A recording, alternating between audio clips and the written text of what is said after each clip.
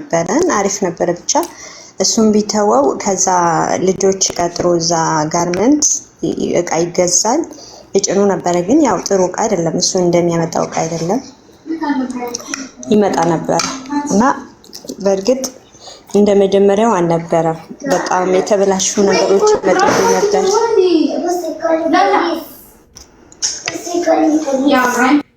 ረዛን ከልጆቹ መራቅ ትችያለሽ ውዴ ተሰቃየን እኮ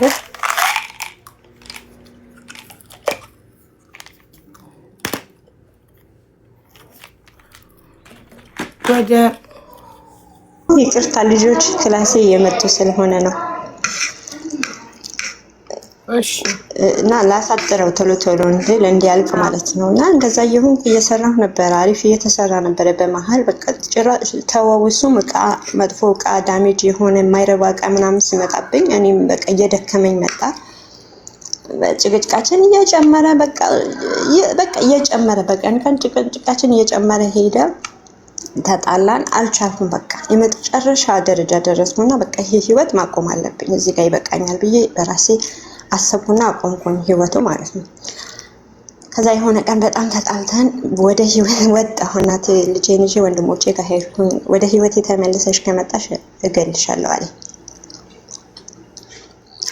እገልሻለሁ ሲለኝ ኦኬ ከምገለኝ ህይወት ያላሽሽም እንዴ አንድ ልጅ ነው ያለኝ ሁለት አይደለም በዚህ ይቀራል ከሱም ብሰው ወደ ከሱም ብሰው ወደ ህይወቴ ከመጣሽ እገልሻለሁ ቢልሽ አልገባኝም ለምን ተጣላን ለምን አሰራም ተሰራለ በሚል እንትን ተጣላንና ተጨቃጨቅን አሞት ነበር በመሃል አይሰራም ነበር እኔ ብቻዬን ነበር የምሰራው ለቤት ወጣለሁኝ መልሼ ማታ 6 ሰዓት ነው መገባው እየደከመኝ በቃ እየዛልኩኝ መጣሁ ይደክምሻል እኮ ትግስት አድርገሽ የመጨረሻ ይደክምሻል በቃ ከቀረ ይቀራል ብዬ እኔም ተስፋ ቆረጥኩኝ ከሌሎች ጋር እየተከሰከሰ እየማገጠ ከሌላ ሴት ጋር እየተከሰከሰ ከተለያዩ ሴቶች ጋር እየማገጠ ያለ ስራ ቤት ተቀምጦ እየቀለብሽው እንደገና ደግሞ አክሱም ብሶ ስራ ስላልሽ ወደ ከህይወቴ ውጪ ልኛለሽ እሰይ በቃ በዳይ ያለ በዳይ ያለቅሳላሉ የኔ ሳለቅስ ሁሌ ስጨቃጨቅ ምናምን ያው እሱ የተረዳበት መንገድ ሌላ ሆኖ ሊሆን ይችላል ያው አይታወቅም እኔም ከሱ ፈልገው ያው ስራ ልጆችን እናሳድግ አብረን እንኖር ነው እንጂ ከዛ ውጪ የምጠይቀው ጥያቄ የለም እንደዛ ሲለኝ በቃ እኔም ዳግም አልመለስም ብዬ በራሴ ወሰንኩኝ ከዛ ልጄን ይዤ ሄድኩኝ ቆየሁን ወንድሞቼ ጋር ቆየሁና አየው አረብ ሀገር አሰብኩኝ እህቴ አረብ ሀገር አለች ታናሼ እንድጀምርልኝ አረኩኝ አልহামዱሊላህ ጀመረችልኝ ዳግም ያ ህይወት አልተመለስኩም ግን እኔ አሁን የሚከፋኝ ምን እንደው ታውቂያለሽ አቡ አረብ ሀገር ብዙ አመት ለፍቻለሁኝ ገንዘብ ይያለሁና ልጅሽን ለማን ሰጠሽ ለነግርሽ ነው ብዙ ነገር ነበረኝ እቃው ነበረኝ ቤት ውስጥ የለፋሁበት ልብሶቼ እቃዎቼ ንብረቴ ሁሉም ነገር ግፍ አድርጌ ልጄን ብቻ ይዤ የልጄን ልብስ እንኳን አልያዝኩም ወጥቼ እንደወጣ ተመልሼ አንቤ ሳረቀው አረብ ሀገር መጣሁ ልጄ እናቴ ጋር ወሰድኩት ክፍለ ሀገር እናቴ ያለች ወንድሞቼ አባቴ ያለ ለእናቴ የሰጠኋት ልጄ አሁን ሶስተኛ ግንቦት 17 3 አመት ነው ልጄ እና የሚያምር ቆንጆ ልጅ ነው አላህ ይሰጠኝ ለሷ ሰጠኋትና እኔ እህቴ ጀመረችልኝ ሳውዲ መጣሁኝ አሁን 4ኛ ወሬ ነው ግን አሁን ምን እንደሚከፋኝ ታውቂያለሽ ያ ሁሉ ለፍቼ ምንም ነገር ከዛ አለመያዜ ንብረቴን የለፋሁበት ልፋቴን በቃ ለምን ከወጣው በኋላ ቆጨኝ ቢያንስ እንኳን ገንዘቡ መካፈል ነበረብኝ መክሰስ እችል ነበር ለምን ያው በወቅቱ እኔ ህይወቴ ማዳን ስለፈለኩ ምንም መካሰሱ ምንም አልፈለኩትም ግን አሁን ደግሞ ይቆጨኛል ለምን አሁን ይመጣል በህይወቴ ይመጣና በርኮ ነበርኝ እንደዚህ አለኝ እኮ አውቄ ደብቄሽ ነው ይለኛል በርግጥ እኔ አልሰማውም ጠንክሬ ሰራለሁ ግን እዛኔ ያን አለም አድርጌ ይቆጨኛል እናግዝሽ ብለውኝ ነበር ንግድ ፈቃድ በእኔ ስም ነበር ያን ሳዘጋ ሲሄድ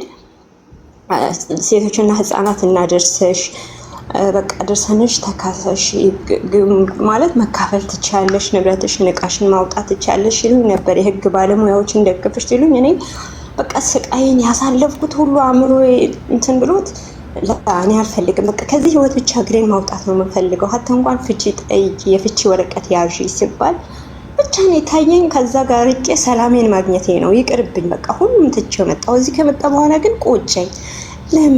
ለምን እኔ በዋህነት ሁሉ አመት 4 አመት አሳልፍኩኝ ከሱ ጋር ምንም ሳልይዝ እንዴት በቃ እኔ ማንም ሴት መታ ዛሬ ትጨፍርበታለች። ከኔ የምትማሩት ነገር ሴቶች አንድ ወሳት ታጠኑት ዝም ብላችሁ ገብታችሁ ከገባችሁ በኋላ ካወቃችሁ በኋላ በቃ ልጅ የሚባል ነገር በህይወታችሁ ባይመጣ እስክታጠሩ ድረስ የያዛችሁት ነገር በደንብ ይዛችሁ የዛኔ እንኳን ብርሽ አታውጆ ከአካውንትሽ ይቀመጥ ሲለኝ ወንድሜ ነው በቃ እኔ አፈቀርኩት ወደድኩት ችግር የለውም ወደ እኔ ያዘዋውርልኝ ብዬ አሰቃይቼ ነው ወደ እኔ ይዞርልኝ በሬን። በቃ ልጅ ራሱ ቤተሰቦቼ ልጅ ቆይ ትንሽ ተረጋጊ እያሉኝ አልሐምዱሊላህ ግን ያው በልጄ ልጅ ስለሰጠኝ አላህ ልጅ አልሐምዱሊላህ ልጄ በጣም ወደው ልጅ ነው የሰጠኝ። እዛ አልጸጸትም። ግን መጸጸተኝ ለምን በቃ ያለኝ ነገር ለምን ይሻል ወጣሁም ልብሶቼ እቃዎቼ ቢያንስ እዛ ጋር ንብረቱ የለፋሁበት ነው ብድር የተበደርኩበት ነው። ብድሩ እንኳን ከፍዬ አልጨረስኩም። በቃ ያን እናደዳለሁ ይከፋኛል። እህቴ ያለች አጠገቤ በእርግጥ አሁን ላይ ደስተኛ ነኝ። እኔ ሰዎቹም ያለሁባቸው ሰዎች አሪፍ ናቸው።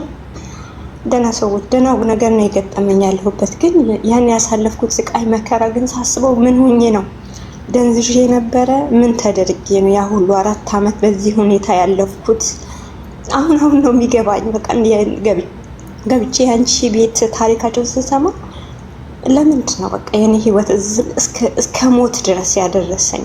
ምን ስላለኝ ነው? እዛ ጋር አንድ ልጅ ነው 2 ልጅ 3 ልጅ ሲሆን ይከብዳል። እናት አለኝ ለእናቴ ሰጥቼ ለምን አልወጣሁም እስከዛሬ? ለምን ህይወቴን መስዋዕት ከፈልኩኝ ብዬ እናደዳለሁኝ። እና እንደዛ ሁኝ ወጣሁኝ ልሻለሁኝ። እኔ ያሳለፍኩ ታሪክ ከባድ ነው። በተለይ ለአረብ ሀገር ሴቶች ትማሩበታላችሁ። ተጠንቀቁ። ማንም እንመርጠውን እንወቅ። አሁን ጸጸት ይኸውልሽ፣ ጸጸት ኦምረዛል ጸጸት ያንቺን ህሊና ነው የሚጎዳው፣ ያንቺን ጭንቅላት ነው የሚያሳምመው። ስለዚህ ራስሽን ከጸጸት ነፃ አድርጊ። ዋናው ራስሽን አዳንሽ። ስንት ከእንደዚህ አይነት ባል ጋር አሲድ የተደፋባቸው እድሜ ልካቸው ህይወታቸው የተበላሸ ሴቶች የሉ? ስንት አካላቸው የጎደለ አንቺ ምንም ሳትሆኚ ከዚህ መጥፎ ግንኙነት አካልሽ ሳይጎል በሽታ ሳትሸምቺ በጤና መውጣትሽ ትልቅ ነገር ነው። ጦስሽ ውሰድ፣ ንብረት ጦስሽ ጥሙሳስሽን ውሰድ። ዋናው አንቺ ጤና። አንቺ በህይወት ካለሽ ሰርተሽ ታገኛለሽ። እና ደግሞ ልጁን የሚያህል ነገር አትረፈሻል። የተበላሸ ትዳር ግን ማለት ነው ፍቺ ካልፈጸምሽ እኮ ዋጋ የለውም። ነገም እኮ ስትሄጂ ዛሬ የምታፈሪው ይካፈልሻል። ለምን ፍቺ ሳትፈጽም ወጣሽ? እኔ በግሌ ጠየቅኩት። እኔ ፍቺ እፈልጋለሁ ፍተኛም ስለው አንቺም ሆነ እኔ እንደዚሁ ቆመን እንቀራናታለን እንጂ ማናችንም ሄደን አናገባም በቃ አልፈታም አለኝ። እና ይሄ እኮ ነው የሚያናድደው። ከፍተሽ ከወጣሽው ንብረት ይልቅ ይሄ እኮ ነው የሚያናድደው። ይሄ ነው በዚህ ነው አሁን የተናደድኩበት። ሄደሽ ንግድ ፍቃዱን ስታዘጊ በዛው ሸሪያ ፍርድ ቤትም ከሆነ የተጋባሽው በመንግስትም ከሆነ የተጋባሽው ሄደሽ ተፋተሽ አትመጭም ነበር ወይ?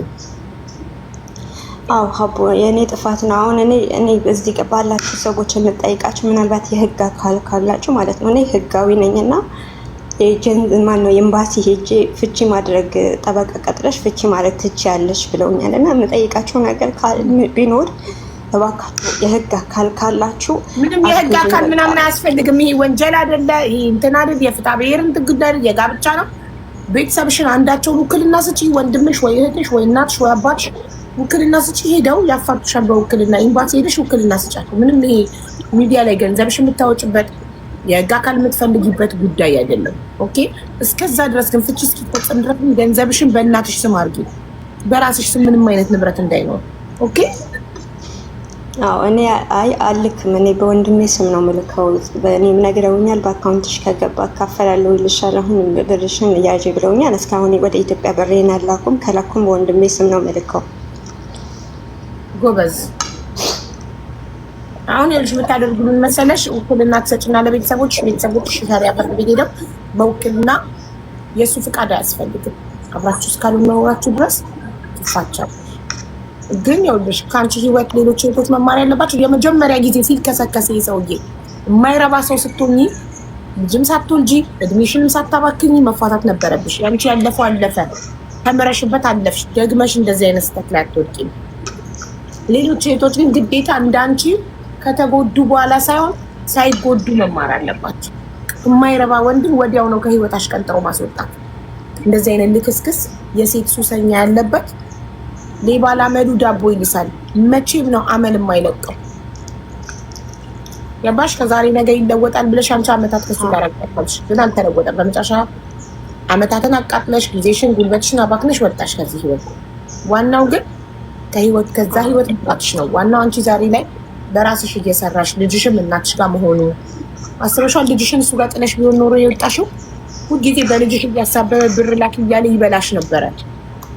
ስለዚህ ትክክለኛ እርምጃ ነበር ልጅሽን በእናትሽ መስጠትሽ እና አታውሪው። እሺ ከሱ ጋር አታውሪ። አሁንም ከሱ ጋር ማውራትሽ በጣም የሚደብር ነገር ነው። ልታውሪው አይገባም።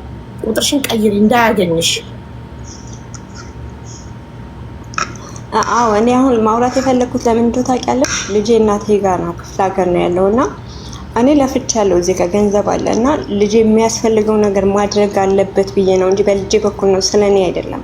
ያርግለት ለልጅሽ ማድረግ ከፈለገ እናትሽን ኮንታክት ያርጋው። አንቺ ጋር ምን አንቺ ያለሽው ሰው ግን አሁን እንደዛ አደረኩኝ። እናቴ ኮንታክት ሰጥቼ ልታወሩ አይገባም በፍጹም። ከቤተሰቦች ጋር ያወራል። ልጁ መጥቶ ከፈለገ ቤተሰቦች ጋር ሄዶ ይይ ለልጁ የሚያደርገው ነገር ካለ እዛው ያድርግ። አንቺ ልታወሪው አይገባም ከእንደዚህ አይነት ሰው ጋር። እሺ ውዴ፣ አይታወቅም። አውቆ ተለውጫለሁ ብሎ አልቅሶ ምን ብሎ ድጋሚ ወጥሽን በኩል ሊያበላሽ ስለሚችል ተጠንቀቂ።